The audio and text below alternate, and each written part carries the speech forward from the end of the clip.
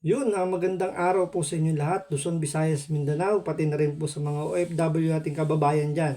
Kung nasan man kayo lupalop ng mundo, welcome po sa panibagong reaction video dito sa Makapili TV. Ngayon ito ang pag-uusapan po natin, naglabas na po ng TRO ang korte po sa Davao para po bigyan ng proteksyon yung mga miyembro o yung property po ng Kingdom of Jesus Christ.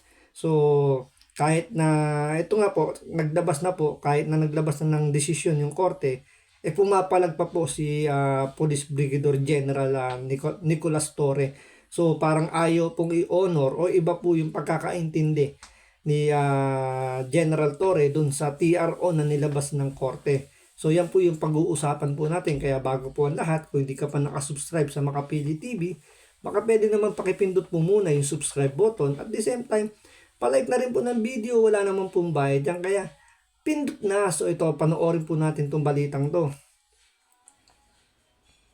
Pagyapong nagkainitan ang grupo nila Attorney Torion, ang legal counsel ng KOJC at ang PNP kanina matapos silang magharap mismo sa kampo ng Region 11 dahil po para linawin itong inilabas na utos ng korte na temporary protection order.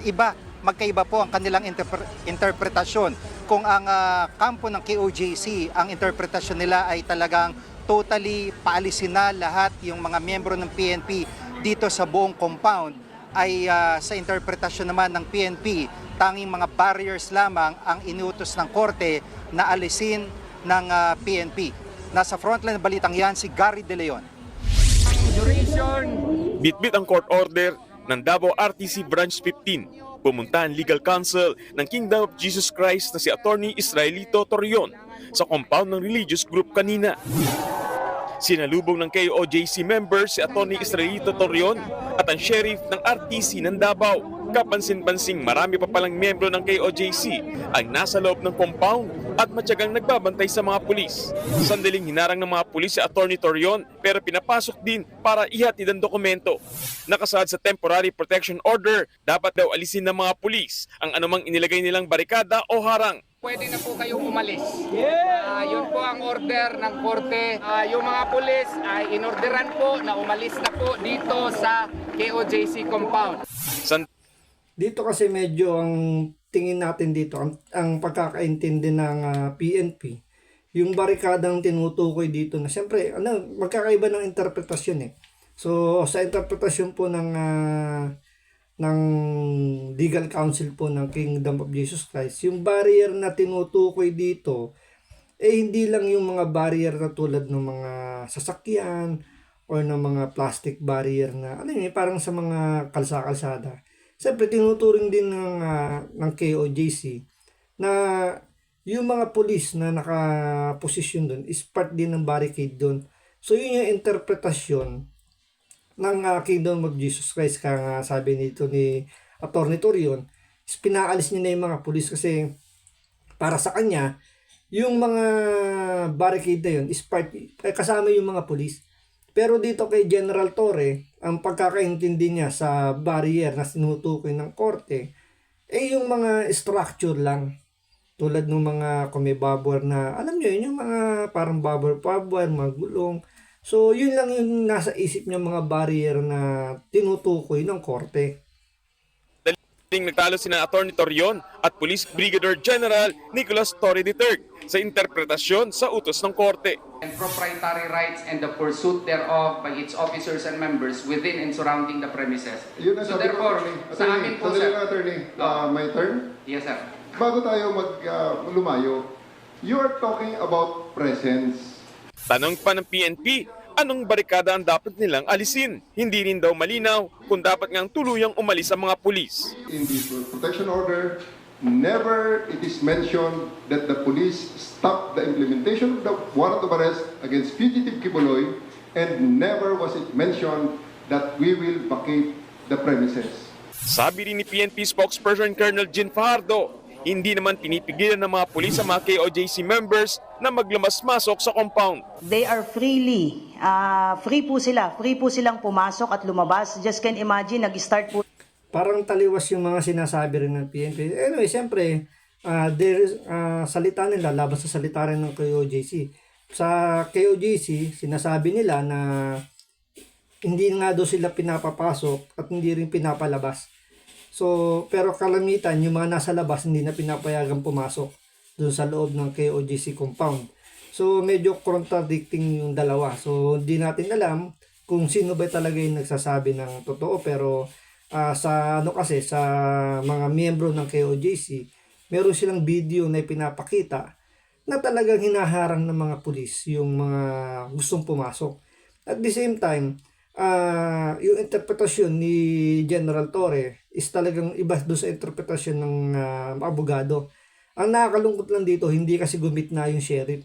Sana yung sheriff yung mas nagpaliwanag doon sa court order na inisyu ng korte para matapos kagad yung diskusyon. Kasi kung magpapaliwanag ng order na yun is yung abogado ng KOJC, siyempre, kukontrahin talaga ni General Torre. Pero kung korte mismo yung magpapaliwanag, kung alam ba, stop ng korte tulad ng sheriff, kung siya yung magpapaliwanag sa PNP, kay Torre, kung ano yung nilalaman ng court order, malamang sa malamang hindi na makipagtalo tong si Torre. Kasi pag kinwestiyon niya yung stop ng korte, yung sheriff, pwedeng, alam mo yun, pwede siyang mabaliktad na sabihin hindi siya sumusunod sa utos ng korte. So sana ganun yung nangyari.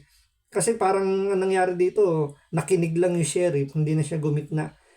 Kasi siyempre, although hindi naman abogado itong si Torre, pero siyempre hindi naman niya magiging general kung paano hindi siya nakakaintindi ng TRO galing sa korte. So siyempre, kinwestiyon din niya. So palitan lang naman, kini-question ng abogado ng KOJC yung warrant.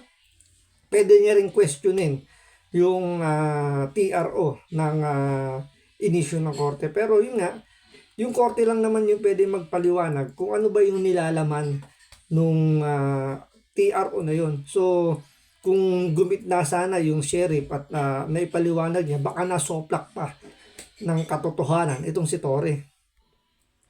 Tayo ng Sabado sa pag-i-implement po ng warrant of arrest. Kung wala pong nakakapasok sa kanila, gutom po lahat ng tao doon. So, nagpakakapagpasok sila ng pagkain doon, nakakapagpasok sila ng tubig doon, pumapasok po yung kanilang mga ambulance doon, at yung iba pa pong mga gamit, mga sasakyan po nila. Muling nabang Tulad nun, may video ako napanood doon, yung may namatay na inatake sa puso. So, nakikita doon sa video na hinarang po ng mga pulis yung ambulansya. So, hindi kaagad nadala sa ospital yung inatake sa puso dahil nga hinarang po ng kapulisan. So, doon pa lang, medyo masasabi natin kung pagbabasihan natin yung video na yon, hindi contradicting sa sinasabi nitong PNP na malaya raw na nakakapasok, nakakalabas, pati yung mga sasakyan doon sa compound ng KOJC. ng mga pulis na may na-detect na may heartbeat at signs of life sa ilalim ng lupa sa compound gamit ang ground-penetrating radar.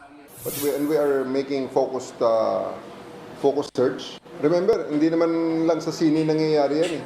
Di ba? With the resources, the money that he has, and the time that he has, you connect the dots. We will not do this unless na very, very convinced kami na nandyan talaga siya. Sabi naman ng KOJC, ginamitan na ngayon ng jackhammer. So, talaga hindi nagpapatinag itong PNP, itong si General Torre, na talagang ang lakas ng kanyang paniniwala na si Kibuloy ay nandula sa ilalim ng lupa, na baka nakikipagkwentuhan kay Lucy. Hindi natin alam kung kay Lucy o kung sino yung kakwentuhan, pero naniniwala pa rin siya na nandun lang sa ilalim ng lupa si Kibuloy. Ito buhay pa to, hindi to yung iniisip ninyo na 6 feet below the ground. So naniniwala sila na bukod sa mga sabi natin basement, meron pang underground na doon daw nagtatago si Kibuloy. Ngayon, mayroong akusasyon dito yung mga miyembro ng KOJC na sinisimulan na raw butasin or gumagamit na raw po ng jackhammer yung PNP para malocate kung saan yung tunnel na sinasabi nila. So, gumamit daw kasi ng radar itong PNP at nakadetect daw sila ng heartbeat. So hindi naman tinukoy kung heartbeat ba yun ng tao or kung ano mga living creatures o sabi kasi nila daga daw yun. So hindi naman natin masigurado yun, pero dahil nga nakakuha ng heartbeat itong PNP, siyempre paninindigan nila. So ibig sabihin, kung tinabla nila yung TRO ng korte at naninindigan silang si Kibuloy nandun sa ilalim ng lupa dahil may nakuha silang heartbeat, mukhang wala talagang planong umalis yung mga kapulisan na nandoon para magbantay. So expect natin na mahabang mahabang diskusyonan pa to, kasi nga hindi naman gumit na yung sheriff para ipaliwanag kung ano yung nilalaman ng TRO. So yun lang yung doon, medyo bakit hindi pinagbigyan magsalita yung sheriff para matapos na yung kumbaga yung pinagtatalunan nila tungkol dun sa temporary restraining order na ibinigay ng korte. So dahil sa ayaw pa rin, kumbaga, wag po tayo magalit doon sa mga pulis na nakapwesto po doon. Ito, pakiusap ko lang din po. Dahil para po sa akin, wala po silang kasalanan doon kasi sila ay sumusunod lang sa utos ng kanilang pinuno. Siyempre, yan ang order sa kanila. Tandaan po natin, yan po yung trabaho nila. Diyan sila kumukuha ng panggastos sa kanilang pamilya. So hindi nila maaatim na mawala sa serbisyo at mawalan sila ng trabaho. Siyempre isipin nyo, pag yan na mga nag-retire, kahit paano meron silang makukuha at kailang itaguyod yung kailang pamilya kahit na wala sila sa serbisyo. Kaya sila ay sumusunod lang. Kasi kung hindi sila susunod dyan, right away pwede na sila sibakin ng PNP at wala tayong magagawa doon. Kaya sana maintindihan din po natin sila. Naiintindihan natin yung mga kapanalig ng KOJC na siyempre itong mga pulis feeling nila medyo naharas na sila. Pero ang isipin po natin, iyan po sumusunod lang sa utos ng mga nakatataas sa kanila. So whether they like it or not, kailangan nilang sumunod dahil yun ang utos ng mga opisyal nila. So tingnan natin kung anong gagawin po pong legal action nitong abogado po ng KOJC dahil sa hindi pagsunod dito sa inisyong order ng korte na tanggalin na yung mga barikada or hindi natin alam. Sabi kasi ni Atty. Torion pinaalis na raw ng korte yung mga pulis doon. So hintayin natin kung ano yung magiging clarification dito sa nilabas na order ng korte. So maraming salamat po sa panonood. Ingat po kayo lagi. God bless.